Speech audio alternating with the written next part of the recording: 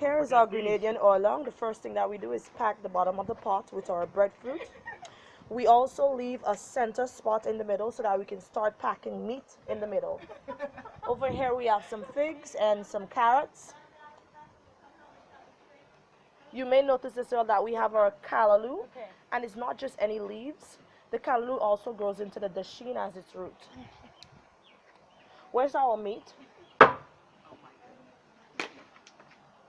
We have meat here. You can use pretty much any meat in oildown, but we chose to use the legs. We also have our lucky salt meat, and if you don't have salt meat in your oildown, it's not oildown at all.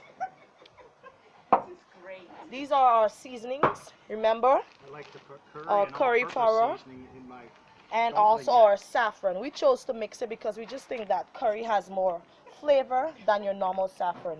If you have the root of the saffron as well, you can use that.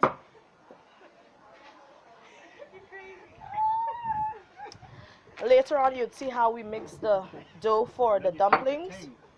And remember, whenever you're cooking, you must have a thing on hand to refresh you.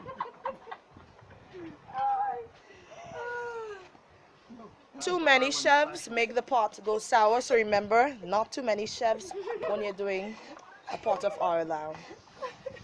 Notice we are putting the meat right at the center of the pot. You can also put some closer to the top, but to get your meat nice and cooked, you also have it closer to the bottom. Am I going right, Miss Chef? At the center of the pot. You would notice that we now have figs in there, what you would call banana, but we Caribbean people would call it figs.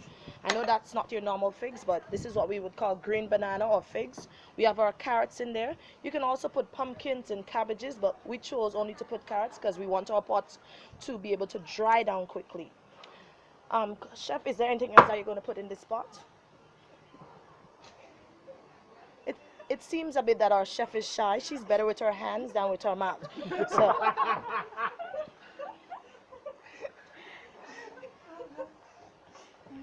So all we have left to do now is to throw some of our calallo over there, and then our flour, which would need into our dough to make our what, dumplings? Is that what you'd say? What do you call dumplings where you guys live?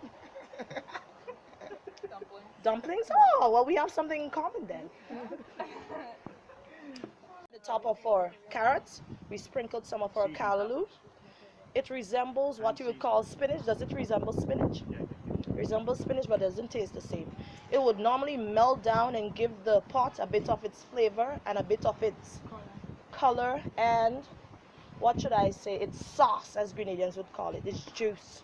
So we're blending up our coconut a small amount at a time.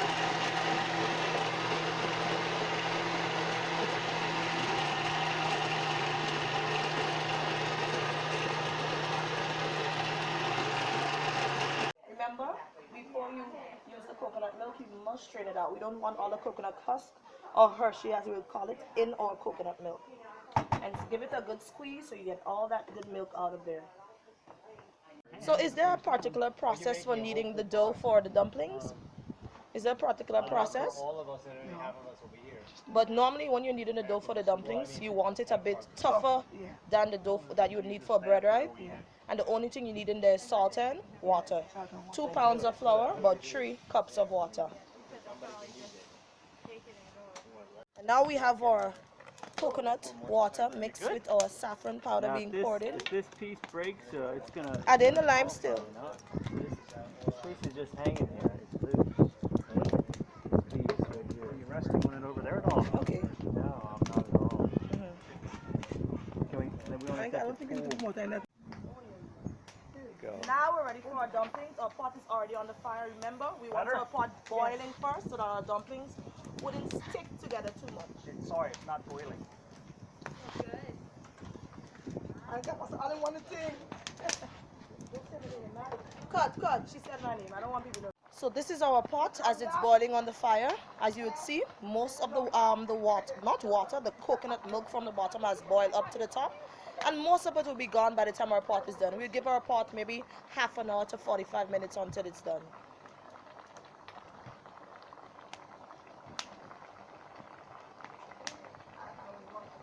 Our pot is done, and now we're going to take it off of the fire. It's burning, I smell it. No, we don't say that in the region. Right here. You want to set it down in or no? Down lower? Down in the hole here. Oh, in the hole. I don't know. Stay. And you would notice that we still have a little bit of that sauce in there because you don't want it too dry. If you dry, if it covered, it will stay hot. Okay, should we start dishing it out? Well, yeah. So let's get some bowls and stuff. Yes. Yeah. The fire, you spray down. Make sure that you give it a good spray because we don't want any fire starting back up during the night. And don't spray And people. remember, we are in the dry season right now, so. I didn't realize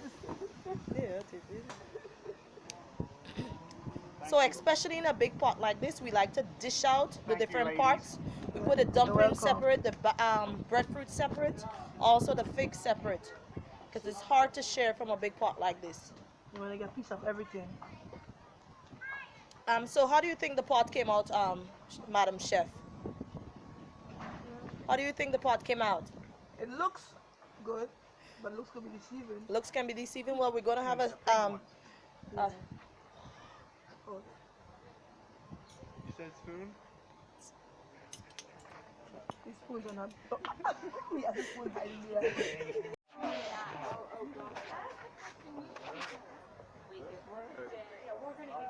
Oh, I don't need this after all. If you have somebody else to help put what? This is the one that blew over there.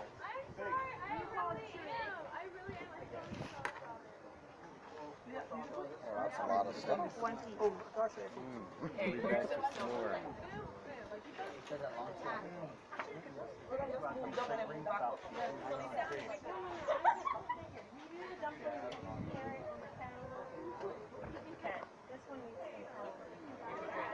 Oh, thank you.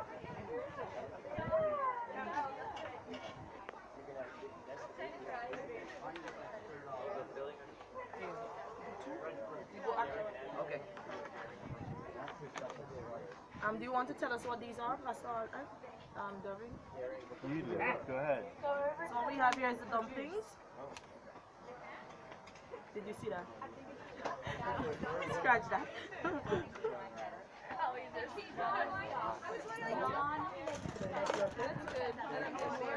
You don't have any breadfruit yet.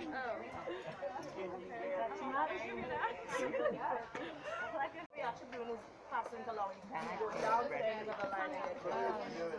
It's actually more like a What do you think, guys? Amazing. This tastes like a potato. Yeah. Breadfruit. Yeah. Tastes like a potato. Oh, you know bread? What is this?